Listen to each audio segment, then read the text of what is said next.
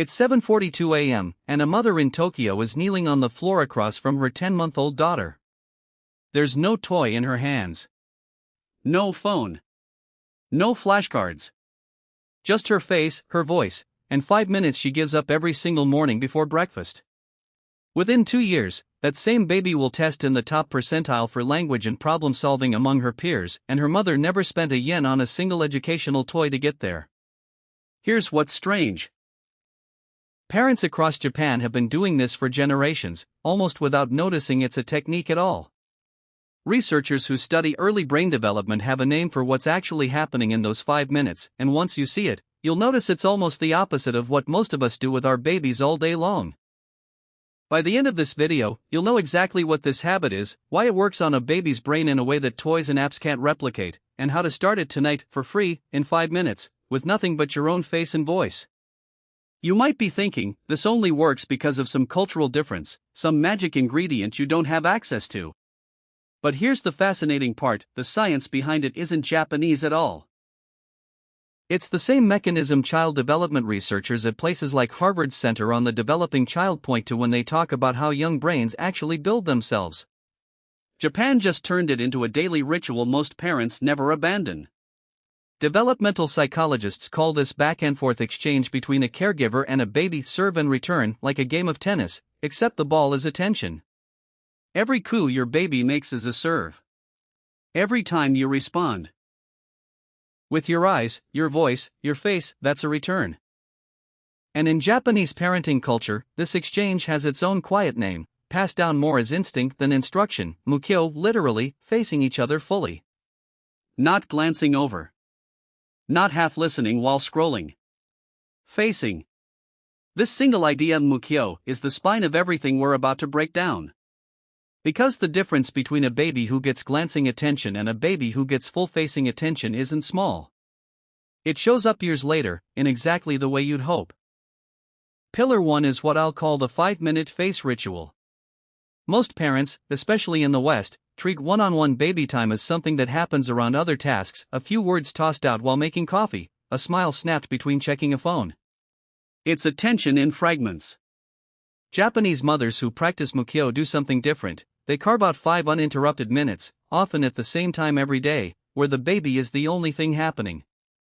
No multitasking. No screen in the room.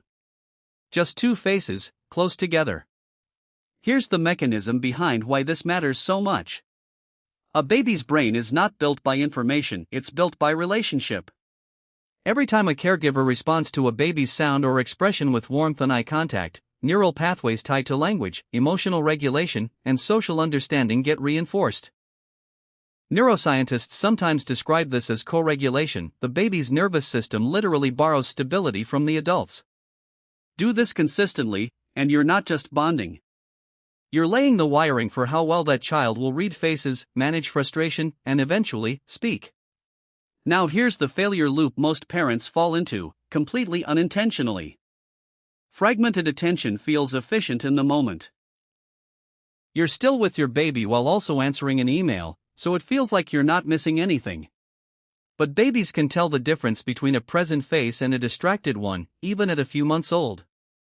When attention keeps breaking, babies learn to expect inconsistency, and over time they either escalate more crying, more demanding behavior to try to pull focus back, or they quiet down and disengage, which parents often mistake for being calm when it's actually early withdrawal. The 5 minutes of full presence isn't extra. It's the thing that makes the other 23 hours and 55 minutes actually land. Which brings us to the line worth remembering: a baby doesn't need your whole day. She needs 5 minutes of your whole self. Pillar 2 is what we can call narrating the world. Most Western parenting advice tells you to talk to your baby, but what usually happens in practice is generic baby talk, sing-song nonsense syllables, or silence during ordinary tasks like folding laundry or making dinner. Japanese caregivers who practice this habit do something more deliberate. They narrate real life, in real sentences, constantly. Now I'm washing the rice. Listen, it sounds like rain. This spoon is cold. Feel it. It's not baby talk. It's full, adult vocabulary, delivered slowly and warmly. The mechanism here is well documented in language acquisition research. Babies absorb vocabulary not from hearing words in isolation, but from hearing words connected to what they're experiencing in that exact moment. This is sometimes called contingent talk, speech that responds to or describes what the baby is already looking at or touching. It builds vocabulary faster than flashcards or apps because the word and the experience land in the brain together, as one memory, not two. The failure loop. Many parents assume a baby isn't ready for real language yet, so they default to simplified sounds, or they simply go quiet during chores, assuming the baby doesn't need commentary during boring moments. It feels reasonable. Why narrate folding towels to someone who can't talk back? But those quiet stretches are exactly where vocabulary exposure is lost. By 18 months, the gap between a narrated childhood and a quiet one is measurable in word count, sometimes by the millions. The reframe: you're not talking to a baby who can't understand. You're building the dictionary she'll use to understand everything, one ordinary sentence at a time. Pillar 3 is letting the struggle happen. In Japanese parenting circles, sometimes loosely tied to the idea of memomoru, watching over without stepping in.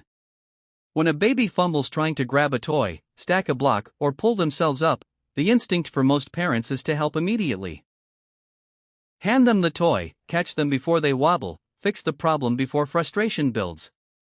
It comes from love. It also quietly robs the baby of something essential. Finishing Pillar 3, then the recap and close. The mechanism, struggle, in small safe doses, is how a baby's brain builds problem-solving pathways in something psychologists call frustration tolerance, the ability to sit inside a hard moment without falling apart. Every time a baby is allowed to keep trying instead of being rescued, the brain strengthens circuits tied to persistence and self-soothing. Step in too fast, too often, and the baby never gets the rep. The struggle isn't the enemy of development. It's the workout. The failure loop is almost invisible because it looks like good parenting. Swooping in the moment a baby whimpers feels protective, feels responsive, feels like exactly what a good parent should do. But a baby who is rescued every time frustration appears learns something quietly damaging, that discomfort means someone else will fix it. That belief doesn't stay in the crib. It shows up years later in a toddler who melts down at the first sign of difficulty, because they were never given the rep of pushing through it themselves. Here's the reframe: watching your baby struggle isn't neglect. It's the first lesson in resilience you'll ever teach her, and you teach it by doing nothing at all. So let's bring it together. Pillar 1, the 5-minute face ritual, full presence over fragmented attention. Pillar 2, narrating the world, turning ordinary moments into vocabulary. Pillar 3, letting the struggle happen, so frustration becomes strength instead of panic. None of these are Japanese secrets locked away from you. They're universal truths about how young brains grow. Japan just never let them get lost in the noise of modern parenting. You don't need a course. You don't need a product. Pick one, just one, and start tonight. Maybe it's 5 minutes of full-face attention before bed. That's it. That's the whole ask. If this helped you see your baby a little differently, send it to a parent who needs to hear it today. And if you want more of these habits, the ones raising the calmest, sharpest kids in the world, subscribe, because next time we're breaking down the bedtime routine that ends nighttime tears for good. Your baby isn't waiting for the perfect toy. She's waiting for you to look up.